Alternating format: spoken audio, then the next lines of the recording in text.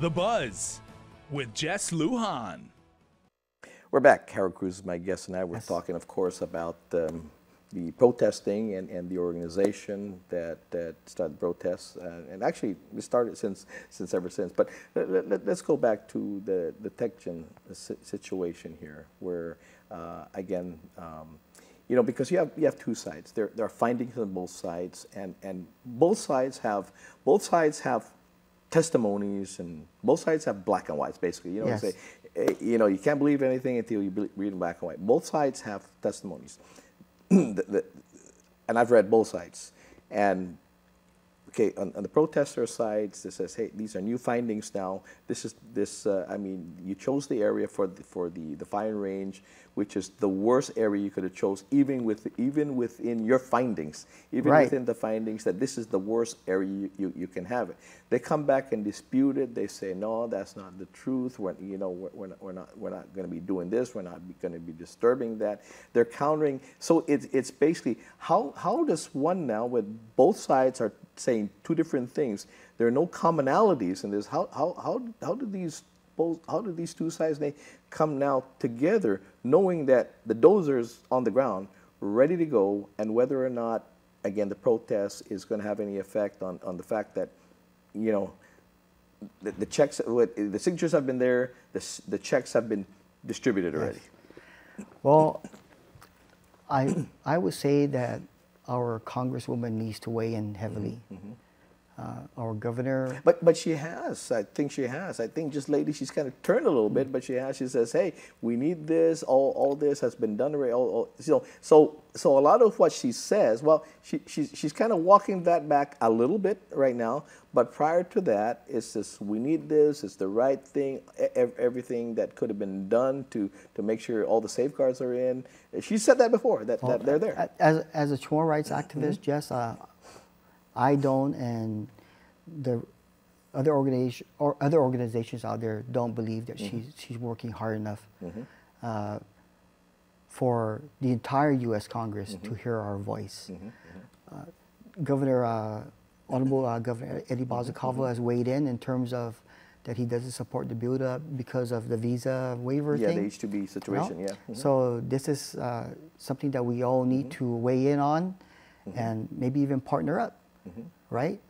That we cannot move forward until all these issues are resolved. It's not just one issue. I mean, because as of late, and I think that was the genesis of course, the protests that happened, because I think these were the days that led up to the protests up at Anderson. She had a couple of the Codell out here. I think it was a senator or Congressman Wilson, I think, and a congresswoman out of American Samoa. Okay, right. that were here, and they said, "Wow, she's working very hard. Believe me, she works hard for the folks on Guam. She's done everything, and this is the right thing to do." I mean, the Congressman, I think Wilson, I think is his name, that said, "Oh, this is the right thing." We visited, the area over there, and even the Congresswoman from American Samoa. I said, this is the right way to. I mean, I'm thinking. So I'm wondering if this was American Samoa, would you say the same thing?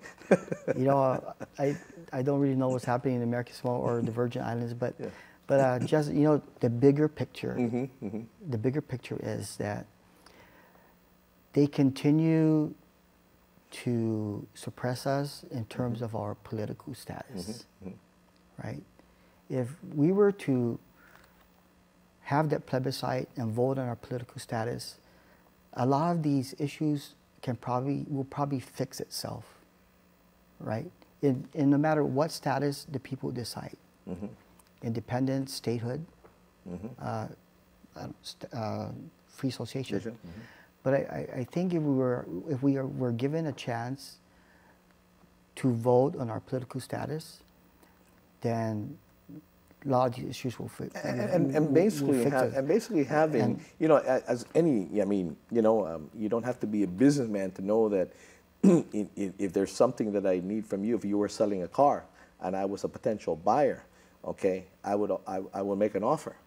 You may counter offer. We would have to mutually consent before you let go of your car, and before I become the new owner. There's always mutual consenting things. Whatever one does, when one property is owned by one, and I'm trying to acquire it, there always has to come to some mutual consenting, reasoning, right? You think that would be the case, but if you go back to 1986, and that's another topic Sure, we can talk sure. about later, the Compact of Free Association. Sure. We were never at the table Yeah. when the Compact Or the Commonwealth. Yeah.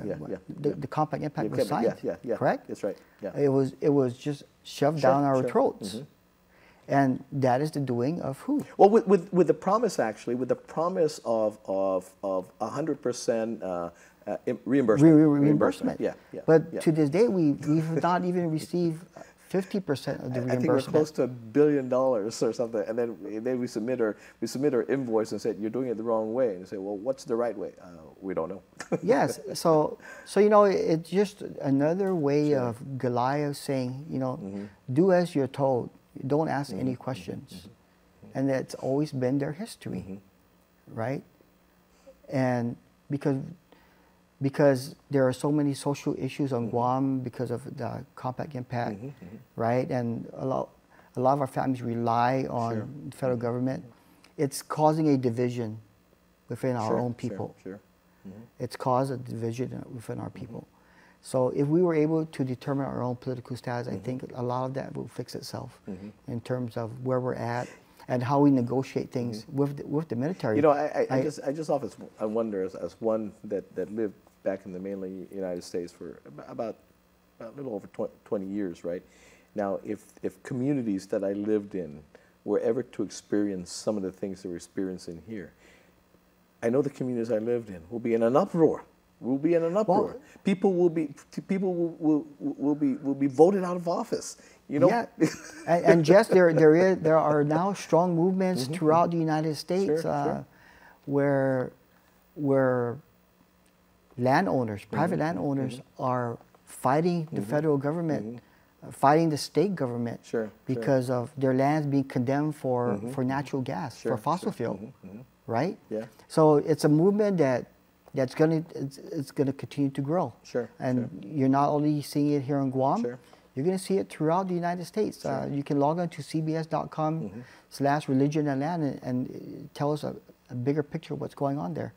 So it's nothing new. Demonstrating peacefully is part of our, I say, goes back to our founding fathers, right? They wrote the great Constitution. And so you say, I mean, you said earlier that as long as we're not a part of a decision making, the protesting will forever come back, will continue to come back. You're not advocating anything other than peaceful protesting, right? Of course not. No, Jess. The work that we do and the work that the late Senator Angel Santos left behind was to continue to peacefully demonstrate. Civil disobedience, right, is peaceful demonstration. Now, expect to get arrested, of course, because some laws are not on your side. And in terms of when I got arrested, the law of blocking a public roadway was not on my side, right? And that's what I was arrested for obstructing a public roadway, because we created a human chain and blocked the exit and the entrance into Anderson They said Air Force Base. they carved you out as the instigator of that. You know, just I was not really the instigator.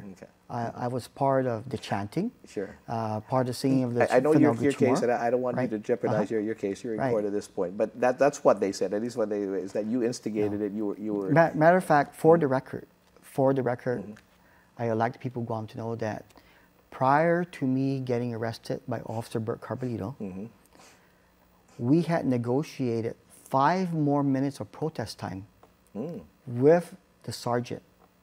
So they gave you the okay, 5 more minutes. And the sergeant actually came and goes, you know, what can we do? How can we negotiate this? I said, 5 more minutes, Sarge. Give us 5 more minutes, and we'll leave. We've been here 25, 30 minutes.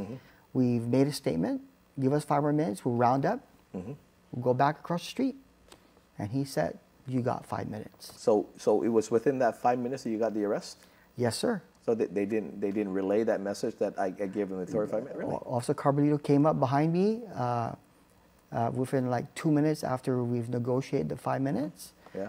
And he said, you have to leave. And I said, we've negotiated with the sergeant for 5 more minutes. He goes, no, you're under arrest. Cuffed to me and Wow. took me away. Wow. Well, yes.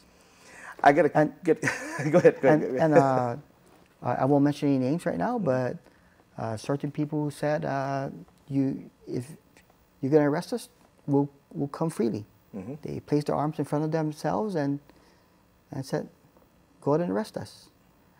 And I turned to that officer and said, well, if you're going to arrest that person, you got to take me too and everyone else. So they chose you instead? And they chose me. Chose you.